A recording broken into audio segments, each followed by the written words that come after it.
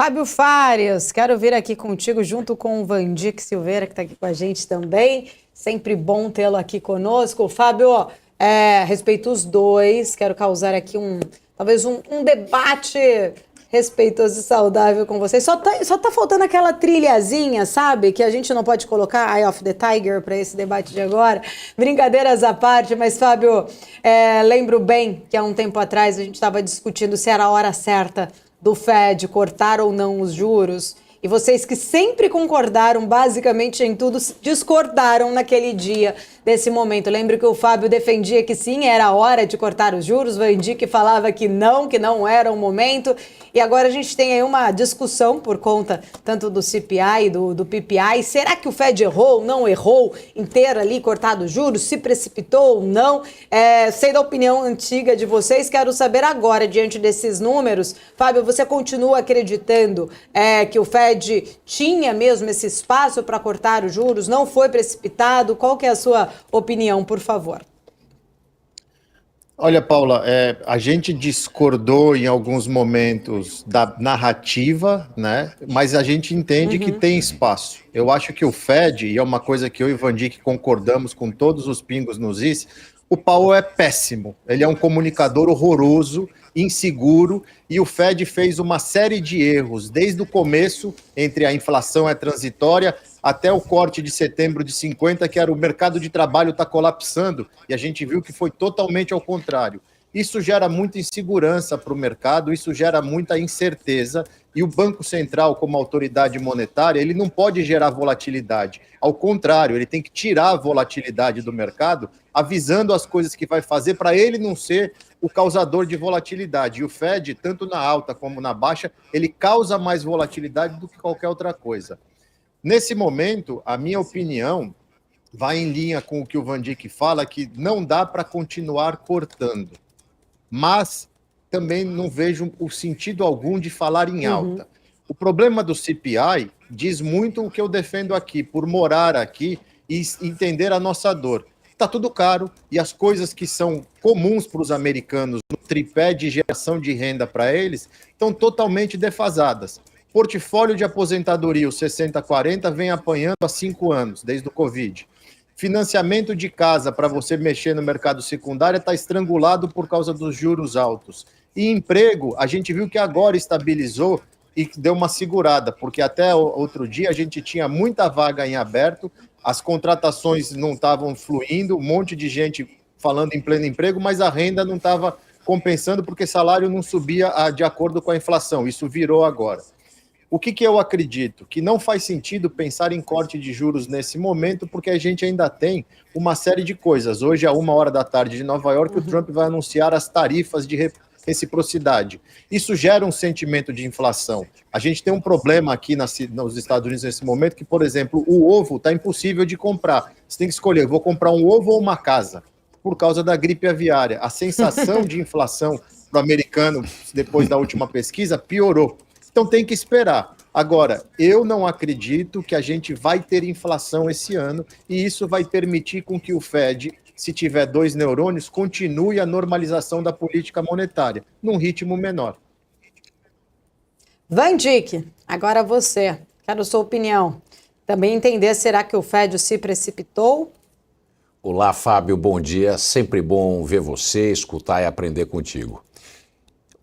Paula, eu acho que o Powell errou em dar um corte de 0,5%.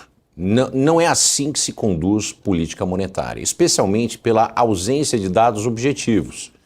Ele se precipitou, ele é um cara que hesita, eu o considero talvez o mais fraco de todos os chairmen do Fed, e essa hesitação dele cria muito problema. E como comunicador, a gente não precisa dizer...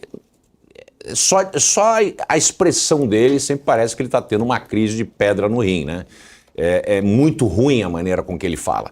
Agora vamos lá aos dados, né? É onde não dá para fugir. A oferta monetária americana, M1, M2, eu volto a dizer, nunca teve no nível, nem na Segunda Guerra Mundial que a gente vê hoje.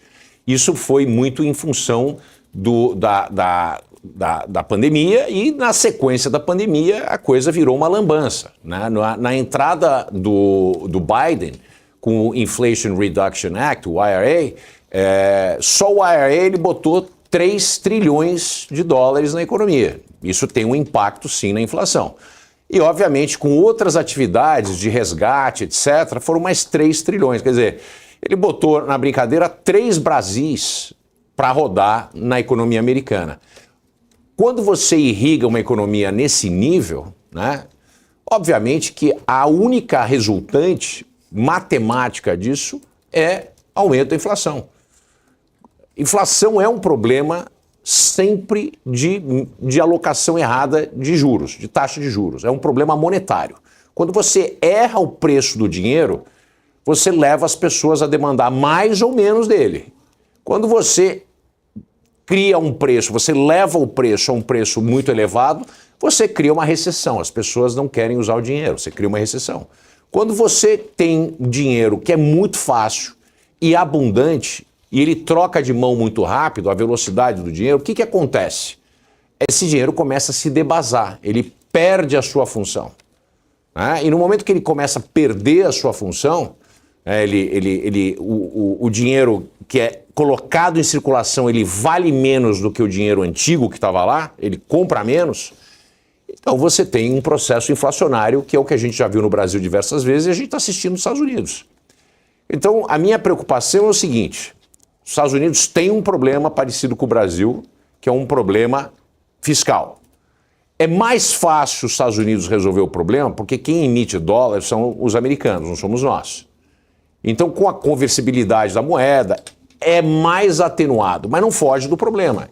E essa quantidade de dinheiro sendo criado o tempo todo faz com que a demanda se eleve. E você, mesmo com os aumentos de produtividade, os americanos tiveram nos últimos 15 anos uma decolagem do resto do mundo em termos de produtividade. Se a gente comparar o PIB americano há 15 anos atrás com o PIB da União Europeia, era praticamente a mesma coisa e o PIB per capita também. E agora nós temos uma relação muito diferenciada. Para você ter uma ideia, o estado do Mississippi, que é o estado mais pobre dos Estados Unidos, tem o PIB per capita médio da União Europeia. Então, nós estamos falando de uma diferença muito pronunciada. E isso se transfere em demanda, né? Especialmente com a abundância de crédito. Ainda que tenha um preço elevado. Obviamente que nas pontas você impacta principalmente o mercado de real estate, né? São poucas as pessoas que vão entrar numa hipoteca a 9% ao ano.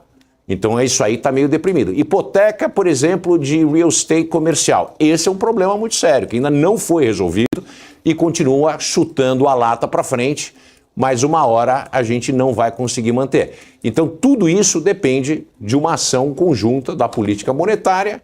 Agora deveria entrar em compasso de espera, né? Deveria ter feito esse compasso lá atrás. Cortou 0,5%, cortou 0,25%, viu, entendeu como foi a função-reação da economia, corta mais meio. Agora, cortar meio é muito contrário a coisas muito simples e primárias em economia monetária. Então é raríssimo. Na ausência de, por exemplo, um choque exógeno, uma pandemia ou uma recessão, não é o tipo de corte que um país avançado com a economia americana, você corta 0,5%. Não é assim que funciona. Para subir, você normalmente surpreende o mercado para ter um choque de juros e trazer a inflação em linha com a meta. Agora, para baixar, é a conta-gota na parcimônia, medindo sempre os dados. O Powell não faz isso e dá nesse tipo de coisa. Quando ele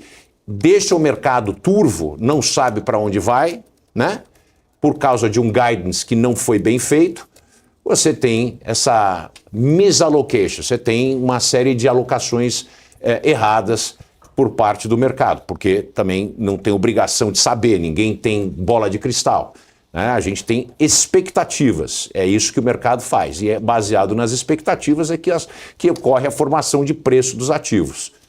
O Banco Central americano, na minha opinião, errou e agora vai ter que entrar num compasso de espera. Se não tivesse cortado 0,5%, talvez poderia estar continuando cortando meio, mas não teve essa parcimônia necessária para um banqueiro central.